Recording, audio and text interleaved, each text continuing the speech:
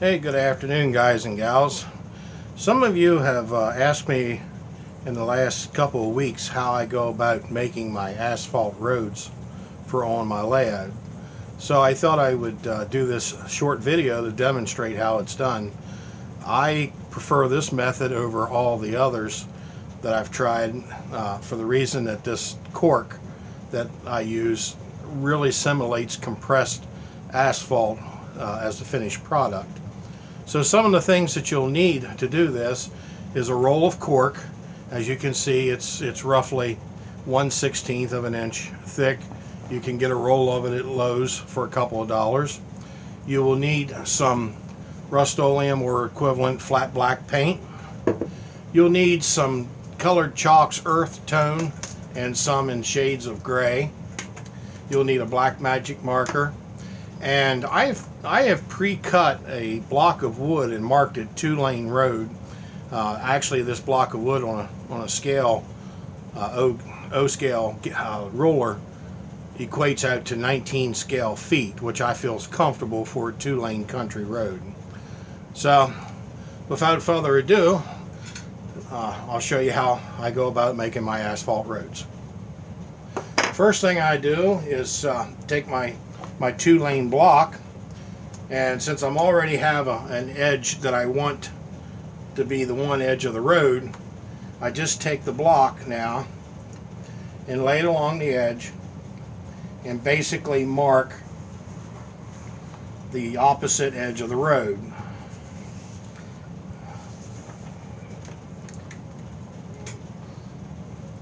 You have to be just working a little slower when you get around the curves, but as you can see, if you're using your gauge, you can pretty much follow and keep an even road. Okay, we'll cut it off right about there since I'm only doing one segment. So now that I have both edges of my road and I have them spaced evenly apart, we'll just take a pair of scissors and we'll cut out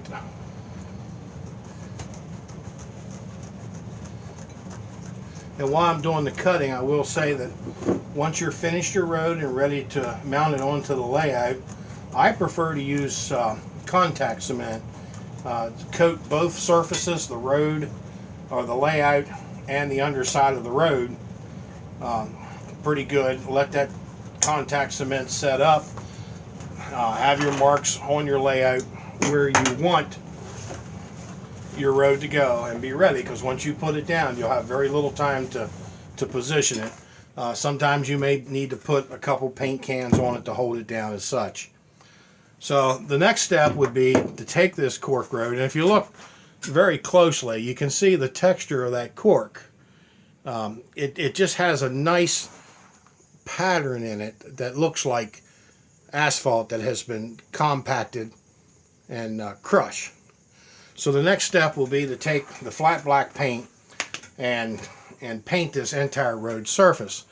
I'm going to pause for a second while I go ahead and paint this and let it dry so we don't drag this video on. Okay, I'm back with you now. The flat black has had time to dry. So basically you have what looks like a, in general, asphalt type road. So the next step is to get it weathered up a little bit, get some more colors into it so it looks more like a natural aged highway. So again, I like to use my colored chalks. One of the colors I use in mine with the earth tone chalks is this very odd color of a gray-brown mixture. And basically I just start to put it across the road like this.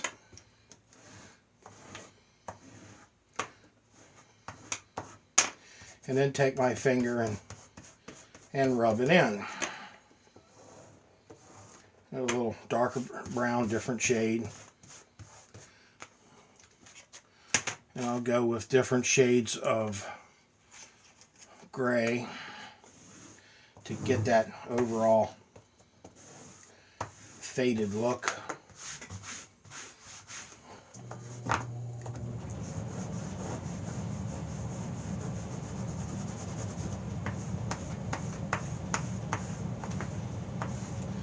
course, many of you know that I absolutely love working with chalks. They're very, very forgiving.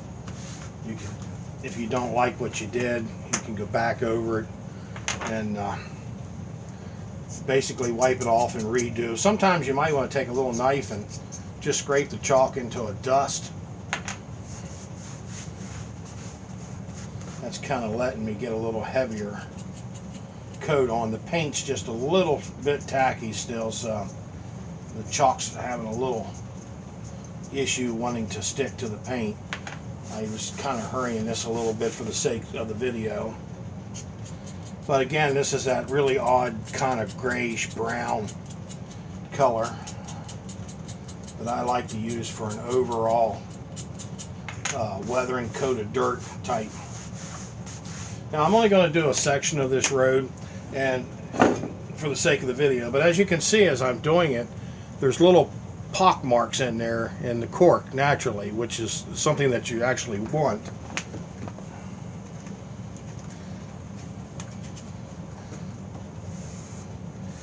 And we'll get a little more gray into it, rub it out. The nice thing is that once you get your road the way you want it, let's say I want to come back and do a little repair, you know, especially if you live in the great state of Pennsylvania.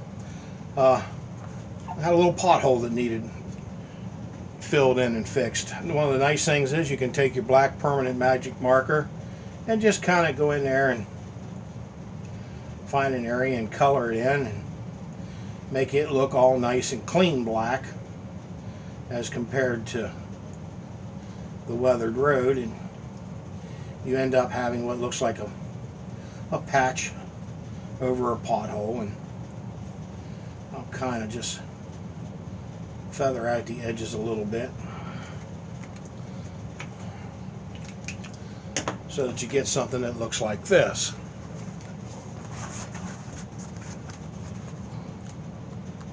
And as you can see, the quality on the video is a little hard to show you, but you can see the different fades and colors into the asphalt, and it starts taking on a very natural look.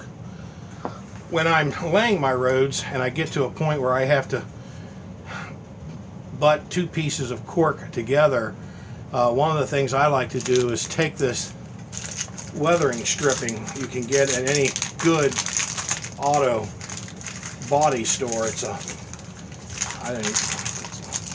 very sticky black tarry type substance, and you take off a piece of that, tear a piece of it off, and kind of roll it in your fingers till you get a nice width that you want, and then just kind of work it right into the cracks between the two pieces of cork.